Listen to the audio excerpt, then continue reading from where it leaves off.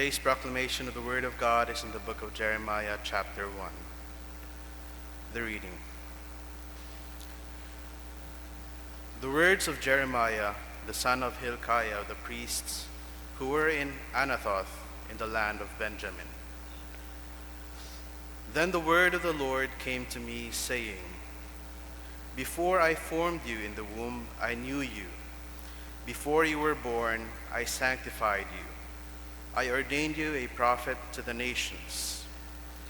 Then said I, Ah, Lord God, behold, I cannot speak, for I am a youth. But the Lord said to me, Do not say, I am a youth, for you shall go to all to whom I send you, and whatever I command you, you shall speak.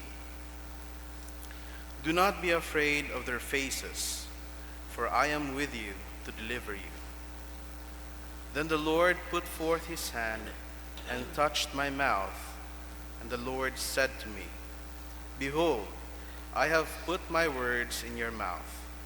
See, I have this day set you over the nations and over the kingdoms, to root out and to pull down, to destroy and to throw down, to build and to plant. The word of the Lord. Thanks be to God. Please stand for our responsorial psalm, Psalm 71. Let our response be, I will sing of your salvation. In you, O Lord, I put my trust. Let me never be put to shame. Deliver me in your righteousness and cause me to escape. Incline your ear to me and save me. Response. Be my strong habitation, to which I may resort continually. You have given the commandment to save me, for you are my rock and my fortress. Deliver me, O my God, out of the hand of the wicked. Response. I will sing of your salvation. For you are my hope, O Lord God. You are my trust from my youth. By you I have been upheld from birth. You are he who took me out of my mother's womb. Response. I will sing of your salvation. My mouth shall tell of your righteousness and your salvation all the day. O God, you have taught me from my youth, and to this day I declare your wondrous works. Response. I will sing of your salvation. Glory be to the Father, and to the Son, and to the Holy Spirit. As it was in the beginning, is now and ever shall be, world without end. Amen. Please remain standing for the gospel. The Lord be with you. And with your spirit. The Holy Gospel of our Lord Jesus Christ according to St. Matthew, chapter 13. Glory to you, Lord, Lord Jesus Christ.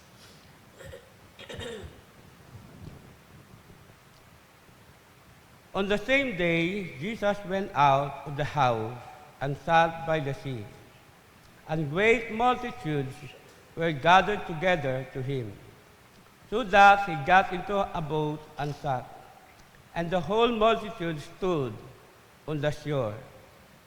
Then he spoke many things to them in parables, saying, Behold, a sower went out to sow, and as he sowed, some seed fell by the wayside, and the birds came and devoured them. Some fell on stony places, where they did not have much earth, and they immediately sprang up because they had no depth of earth. But when the sun was up, they were scorched, and because they had no root, they withered away. And some fell among thorns, and the thorns sprang up and shook them. But others fell on good ground and yielded a crop, some 100-fold, some 60, some 30. He who has ears to hear, let him hear. The Gospel of the Lord. Praise to you, Lord Jesus. Please be seated. Good morning. Good morning. Sa ato ng Gospel sa St. Matthew, chapter 13, verse 1 to 9, do atong Ginoong Kristo nagturo sa abong mga tao tungkol sa pagsabuag it binhi. Paagi sa isang kapalanggiran, kung katon pa the Word of God. Ang ginabaw na niya sa mga tao sa verse 9, ang may pandinig ay makinig. Lubot ang balon, tawan natin ang importansya lupon ni Diyos sa aton nga kabuhi. Amen? Dahil sa naton, lupon ni Diyos sa bilong ng pundasyon sa atong kabuhi. Kung anong masukamtansya nag-aabot sa atong kabuhi, di basa-basa kita matitinag, matutumba. Dahil naman, dahil lupon ni Diyos, may gahom, may power. Mabisa kung atong gamiton na may pagtuo. Ngani, bukod niya mang nga dumatawo nakabati o nakapamati po ni Diyos anda nga inakabuhi. May mangod, kung gamiton natin do po ni Diyos maging sa spiritual o maging sa physical, dahil di lahat mga tao ang nagapamati ipulong Diyos. Halimbawa, sa aton nga panimalay. Di ba kita mga ginikanan, pag may aton nga bilin sa aton mga nga, may una nagapamati, di ba? Ang may una man nga wa nagapamati kung ano aton ginambay kanda. Bawman sa school, pag ginambay teacher, gapamati ka mo wa, ay may una gasabat, oo ma'am, may una doon nga, wa. Nalisay ni teacher kung sino gapamati, ag sino man ga, wa gapamati. Ag ima sa ni teacher na kung so tawo nga wa gapamati, big sabihin may anang gina paligban o may ginaisip. Ag ima man nagataod grado sa mga estudyante.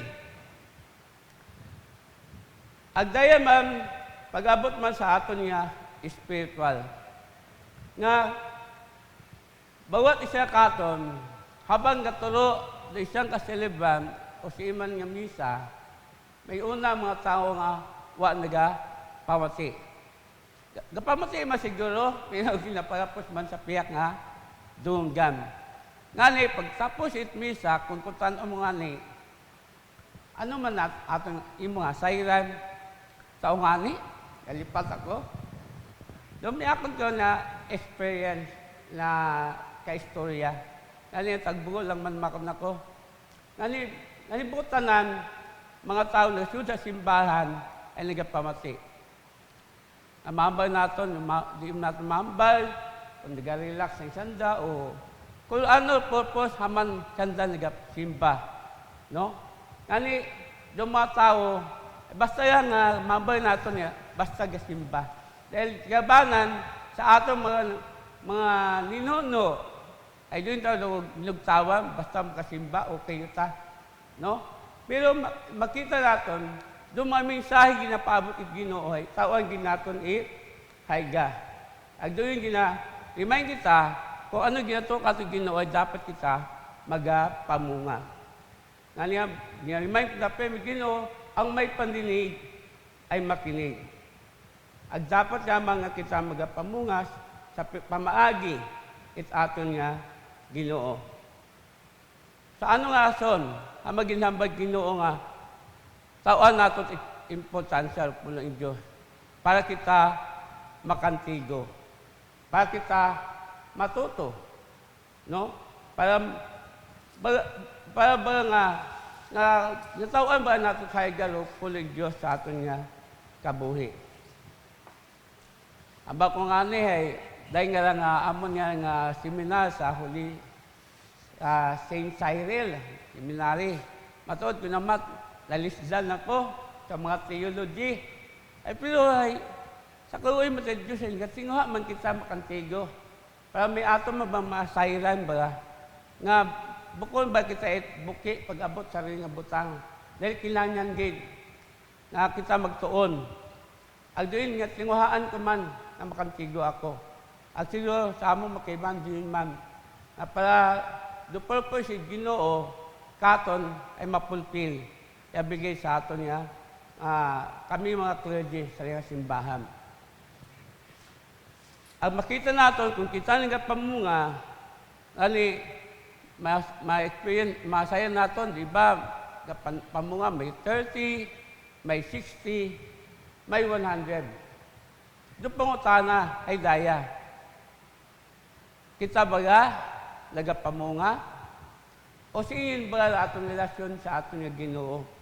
Kung pamunga kita, uwa. Kung atong baging tao at hayga, do prinsipyo Ginoo sa atong nga kabuhi. At kita makaw nakasayod. At kung gintuwa naton doan ang hambal, ag aton ginakabuhi, meaning, nag-obey kita. Amen? Kabay sa reya nga, aton nga gospel, na aton nga batian, padayon kita magapamunga, ag padayon kita magapanubo sa ana nga pamaagi. Dahil sayod naton, bawat isa ga-expectar do aton Ginoo kung ginhimo naton uwa duwa ng sugo. Amen? Please stand.